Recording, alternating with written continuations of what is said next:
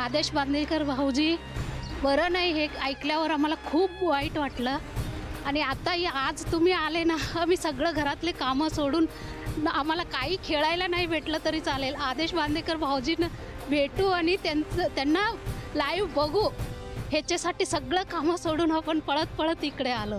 आदेश भाऊजी पुन्हा येतात, आम्हाला खूप आनंद होतोय। आमच्या शुभेच्छा त्यांच्याबरोबर आहेत।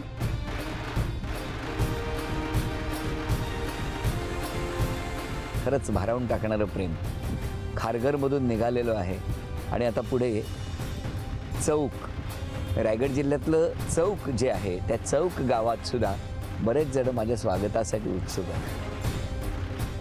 असा कोण आहे मी, असं काय आहे नातं, पण प्रत्येकाला मी त्यांच्या घरातला वाटतो हेच माझ्यासाठी खूप आनंद देणार आहे, उत्साहवर्धक आहे।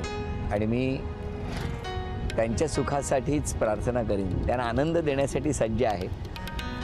कारण आत्ता खारघरमधला जो काही उत्साह होता तो बापरे केवढा होता, किती छान औक्षण केलं, कोणी फुलं उधळली।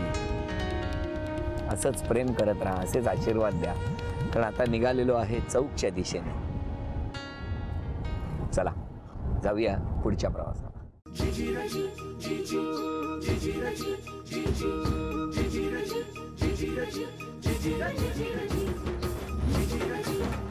चौकमधलं हे उत्स्फूर्त झालेलं स्वागत कधी विसरणार। भर उन्हात कसलीही पर्वा न करता या माऊली इतक्या प्रेमासाठी सगळ्या सज्ज आहेत। फक्त माऊलीच नाहीत तर या माऊलींबरोबर वहिनींबरोबर दादा सुद्धा तितक्याच आत्मीयतेने। आदेश भाऊजी जेव्हा आजारी पडले तेव्हा आम्हाला खूप वाईट वाटलं, कारण आमचा सगळ्या स्त्रियांचा कार्यक्रम आवडता म्हणजे होम मिनिस्टर। सगळं काम सोडून 6:30 वाजले का आम्ही TV पुढे बसतो आणि ते आजारी पडले आणि परत तोच कार्यक्रम दाखवलं तेव्हा आणि न्यूजला ऐकलं, आम्हाला समजलं भगवंता त्यांना उदंड आयुष्य दे अशी प्रार्थना मी साईबाबाकडे केली। अगदी छोट्या मुलांपासून मोठ्यांपर्यंत प्रत्येक जण स्वागतासाठी सज्ज आहे। आपल्या घरी पाहुणा येणार, आपल्या घरातला कुणीतरी खूप दूर गेलेला माणूस जेव्हा येतो ना, तेव्हा प्रत्येकाच्या घरात जी भावना असते ती भावना प्रत्येकाच्या डोळ्यामध्ये, प्रत्येकीच्या डोळ्यामध्ये आज दिसते आहे। खूप आनंद देणारा हा क्षण आहे। होम मिनिस्टरमध्ये काहीसा गॅप पडला, खंड पडला। 12 वर्षाच्या या प्रवासामध्ये कधीही कुठलाच भाग पुनर्प्रदर्शित झाला नाही, रिपीट टेलिकास्ट कधीही झालं नाही। पण ज्या दिवशी 22 तारीखला 22 डिसेंबरला तो रिपीट टेलिकास्ट झाला त्यानंतर अनेक फोन येऊ लागले, अनेक जणांनी शुभेच्छा दिल्या आणि मग विचारपूस सुरू झाली। मला आराम मिळू दे, मला खूप बरं वाटू दे, यासाठी प्रत्येक जण आपापल्या परीने देवाची प्रार्थना करू लागले। कुणी अक्कलकोटच्या स्वामी समर्थांच्या चरणी लघुरुद्र केला, त्या प्रशांतला मी विसरणार नाही। एक प्रशांत नावाचा मुलगा, अक्कलकोटमध्ये एक छोटंसं दुकान थाटलेला मुलगा, काय त्याचं आणि माझं नातं आहे, पण त्याने माझ्या आरोग्यासाठी स्वामी समर्थांकडे लघुरुद्र करावा। कुणी साईबाबांचा प्रसाद घेऊन मुंबई गाठलं, तर कुणी औंढा नागनाथला तिथं देवाला नमस्कार केला। महाराष्ट्रात जिथे जिथे देवाचं स्थान आहे तिथे तिथे माझ्यासाठी प्रार्थना करण्यात आली। यापेक्षा दुसरं भाग्य ते कुठलं?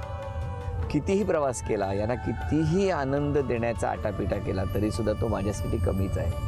त्यामुळे या प्रवासामध्ये अधिकाधिक आनंद कसा देता येईल यासाठी मीही सज्ज झालेलो आहे। आणि आता मी उत्सुक आहे ते कडाव या गावात जाण्यासाठी, कारण कडावच्या त्या कर्जतमधलं प्रसिद्ध असं देवस्थान बाल दिगंबर गणेशाचं दर्शन घेऊन आजच्या भागातल्या त्या माऊलीला, त्या वहिनीला, त्या व्यापारी कुटुंबाला मला भेटायचं आहे। तेव्हा जाऊया आता बाल दिगंबर गणेशाचं दर्शन घेण्यासाठी कर्जतमधल्या कडाव गावी। ओम भद्रं कर्णेभिः शृणुयाम देवा, भद्रं पश्येमाक्षभिर्यजत्रा। कार्यक्रम बघतो आम्ही, काय सांगता? हो बस बस बस, नमस्कार। तुमचा कार्यक्रम बघता बाकी है ना, थँक्यू। स्थिरैरङ्गैस्तुष्टुवासस्तनुभिः व्यशेम देवा।